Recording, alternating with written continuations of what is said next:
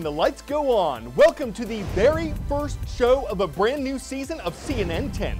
We are a 10-minute down-the-middle explanation of world events, and we welcome viewers from around the world to our 2019 fall season. My name is Carl Azus. I'll be your explainer-in-chief, and the first place we're going this August 12th is Kashmir. This is a region of southern Asia, and according to the U.S. Central Intelligence Agency, Kashmir is the scene of the largest territorial dispute on the planet. India controls part of Kashmir, but wants all of it to be Indian territory. Pakistan controls part of Kashmir, but wants all of it to be Pakistani territory. China also controls a section of Kashmir. Since 1949, India has given the part of Kashmir it controls a special status. The Indian state has been allowed to have its own constitution, its own flag, and its own control over many parts of day-to-day life. But last week, Indian Prime Minister Narendra Modi said the special status of Indian-controlled Kashmir caused separatism, terrorism, and corruption. So India's government voted to reorganize and reclassify Indian territory in Kashmir. The changes give India's government more control over what happens there. This angered Pakistan. It doesn't want India to have any more influence in any part of Kashmir, and it called India's decision illegal. China also protested India's decision concerning Kashmir. Relations between India and Pakistan have gotten worse as the tensions have climbed, though when it comes to Kashmir, that's nothing new. Why is Kashmir such a big deal? Because nuclear-armed rivals, India and Pakistan, have been fighting over it for more than 70 years. Both claim the region in its entirety. India currently controls around 45% of Kashmir's territory, and Pakistan controls about 35%. China controls the rest. So how did we get here?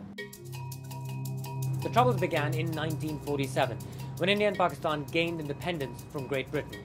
Kashmir initially remained independent, but later its ruler signed a letter acceding to India, sparking a war with Pakistan. War broke out again in 1965 and again in 1971.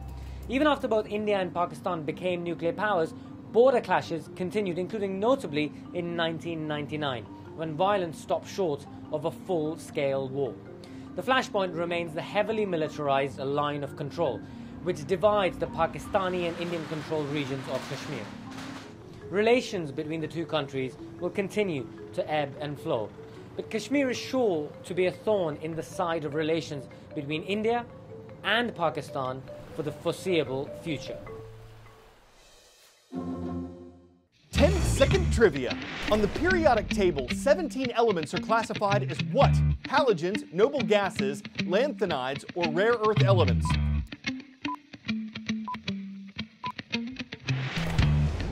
"17 of the chemical elements on the table are rare earth metals, which are widely used in electronics." Fun fact about rare earth elements, they're not that rare, but maybe somewhat available earth elements didn't have the same ring. Scandium, which is one of them, is used in many TVs. Lanthanum is in camera lenses. Your watch may have artificial promethium. Many rare earth elements are produced or processed in China, and that could factor into an ongoing trade dispute between the United States and China if higher tariffs or taxes affect the costs of rare earth metals. Everything from magnets to car engines could get more expensive. They are everywhere. You'll find them in your phone, your car, even in wind turbines. Without rare earth elements, a lot of the technology we have today wouldn't exist in its current form. They're mined in places like this and are then milled into a concentrate before being processed into the pure metal. The global appetite for rare earth elements is surging. There's actually about 50% rare earths contained in this concentrate. But what are they? Well, contrary to the name, they're not actually that rare. Rare earth elements are a collection of 17 metals. They're found here on the periodic table, with names that are almost impossible to pronounce. And while they're abundant, they're not often found in quantities that make extraction economically viable. They're known for having similar properties and are mostly used in magnets, catalysts, or in hybrid car batteries. Even some military equipment requires rare earth elements. China is by far the biggest producer. It has a third of the world's deposits and accounts for more than 90% of global production and supply. And while there are a handful of other countries with deposits, mining them is only half the battle. The bigger issue is processing and purifying. That's a dirty process and can involve handling radioactive waste. Up until now, most countries have been happy to leave that work to China. The US has one rare earths mine, but it still exports its product to China for processing. As more and more technology appears that relies on rare earths and demand for that technology grows, so does the dependency on China. 40 years after 1G, or first-generation wireless technology, arrived, 5G is finally upon us. Or is it? There's a lot of excitement about how faster wireless speeds could change our lives. But even though 5G technology is now available in a few American cities, one analyst says, don't hold your breath. It could take as long as 8 years before it's available in as many places as 4G right now is.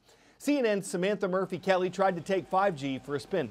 So this is an actual 5G cell site location here in the East Village. You can see that the 5G site is sort of a small rectangle on top of a longer vertical rectangle, and there are other 4G sites around it. The 5G T-Mobile site allows sort of this high band millimeter wave to kind of cast a spectrum down, and you're able to access these higher speeds if you're in the vicinity around it. So what is 5G anyway? It's the next generation, or G, of cellular service. 2G was more focused on text messaging.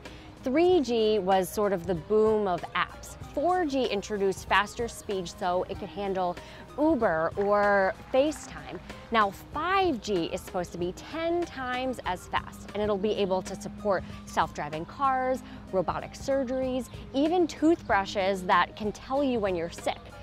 T-Mobile's 5G network is only in a few cities for now, but it has an aggressive plan to roll out to the rest of the country by next year.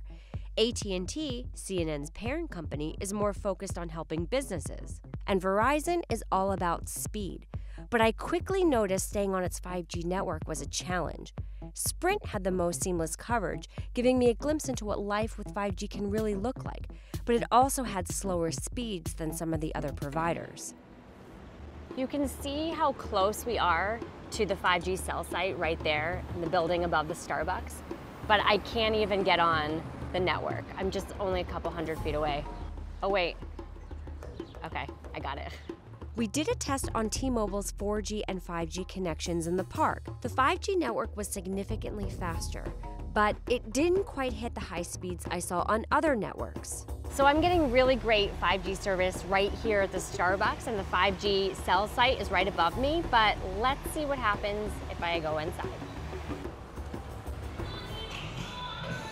And there we go, it just dropped just now.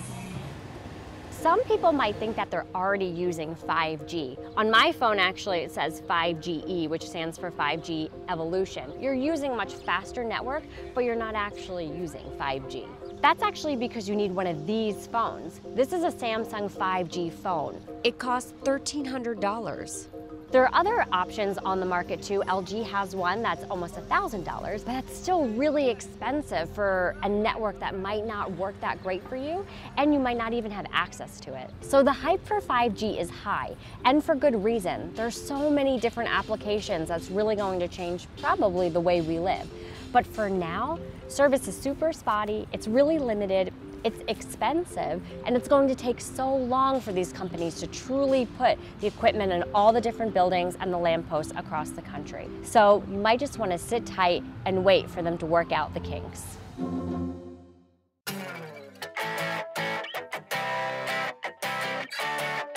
For 10 out of 10 today, Louisville may be famous in part for the Kentucky Derby, but Chicago's got an annual Ducky Derby. More than 63,000 rubber duckies dumped into the Chicago River. That happened last week.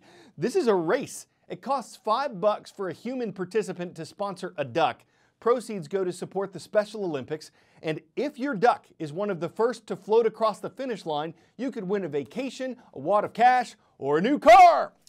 You'd feel pretty ducky. It'd be your ducky day if your float floats quackly and you're just 5 bills away from becoming one lucky duck. This is where we duck out for the day. I'm Carl Azus. We're happy to have you watching CNN 10.